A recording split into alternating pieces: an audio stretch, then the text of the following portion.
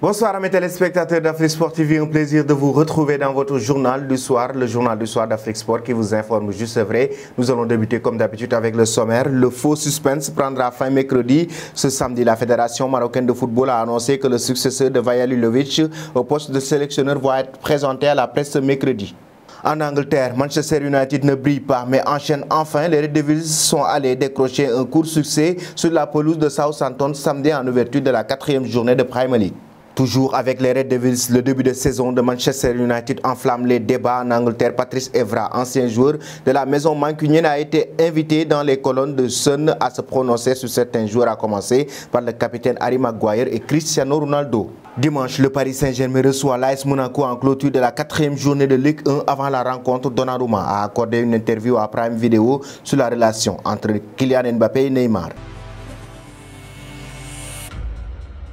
Bienvenue dans cette édition du soir que nous allons débuter avec la sélection marocaine. Le remplaçant de Vaja Lilovic est connu mais sera présenté la semaine prochaine selon la Fédération marocaine de football. Le nouvel entraîneur de l'équipe nationale a présenté mercredi prochain au complexe Mohamed VI de football à partir de 17 h, indique ainsi l'instance à travers un communiqué. Même si son nom n'est pas mentionné, tous les supporters savent déjà que Walid Regragui sera l'heureux élu. Le technicien de 46 ans a même déjà signé son contrat d'une durée de 3 ans. Depuis une semaine, d'après la presse locale, l'ancien international marocain était libre après avoir mené le Wydad Casablanca au doublé Ligue des champions africaine Botola la saison passée, à moins de 3 mois de la Coupe du Monde Qatar 2022 suite au limogeage de Vaja Lilovic en raison de son refus de réintégrer Hakim Ziyech. Regragui va entamer une véritable course contre la montre au mondial. Les Lions Atlas affronteront la Croatie, la Belgique et le Canada dans le groupe F. En Premier League, les Red Devils ont dominé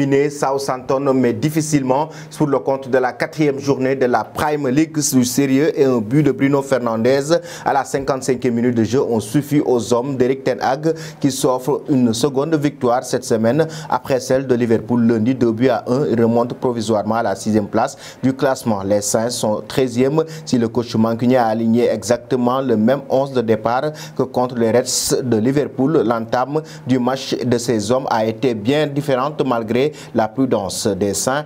Les visiteurs sont entrés très tranquillement dans cette rencontre disputée à l'heure du déjeuner. Il a fallu attendre la 19e minute de jeu pour les voir se procurer une incroyable quadruple occasion avec des reprises de Bruno Fernandes, Anthony Elanga, Christian Eriksen, toutes repoussées in extremis par leurs 6 mètres par Bazanounou et ses défenseurs. Toujours dans le compte de la 4e journée de la Premier League, les restes de Liverpool ont carrément écrasé Bournemouth sur un score de 9 buts à 0. L'effectif de Jürgen Klopp s'est montré très vigilant mais aussi décisif après la défaite face à Manchester United lundi dernier. Nous allons maintenant enchaîner avec le joueur Patrice Evra, l'ancien joueur de Manchester United qui conseille à Cristiano Ronaldo et Harry Maguire de quitter le club mancunien. Je peux dire que les gens sont trop durs avec Harry Maguire mais il paye le prix du montant de son transfert. Donc à partir de ce jour, j'ai dit qu'il allait connaître la saison la plus difficile pour lui à United parce que les gens ne regarderaient que le prix. Si nous l'avions acheté pour 5 millions de livres sterling, les gens diraient que c'est un défenseur central incroyable. Nous avons tous fait de mauvais matchs, mais maintenant nous sommes arrivés à un point où même s'il fait un bon match, les gens ne seront pas contents. Donc il y a une négativité autour de lui concernant le feuilleton. CR7 Evra est toujours lié au Portugais, a confié la saga. Cristiano Ronaldo est un autre problème, reste-t-il. Est-ce qu'il part? Il est toujours là. Le mercato n'est pas fermé, mais je pense que connaissant personnellement Cristiano, s'il ne joue pas, il aimerait partir. Je pense que ce serait le mieux pour lui et pour United. Peut-être qu'il est temps pour ces joueurs Maguire et Ronaldo de partir. Le message est donc clair pour Patrice Evra. Nous allons terminer cette édition avec le gardien de but italien du Paris Saint-Germain, Donnarumma. Dans une interview avec Prime Video, il est revenu sur la relation entre Kylian Mbappé et le joueur brésilien Neymar. Je l'ai dit à Kylian et Neymar, s'ils le veulent, moi je peux tirer le penalty. Plus sérieusement, ce sont des choses qui arrivent dans les grandes équipes. Il n'y a aucun problème. Ça s'est vu lors du dernier match contre Lille. L'équipe est unie, elle progresse et s'entraide. Kylian Mbappé et Neymar sont deux joueurs incroyables et intelligents.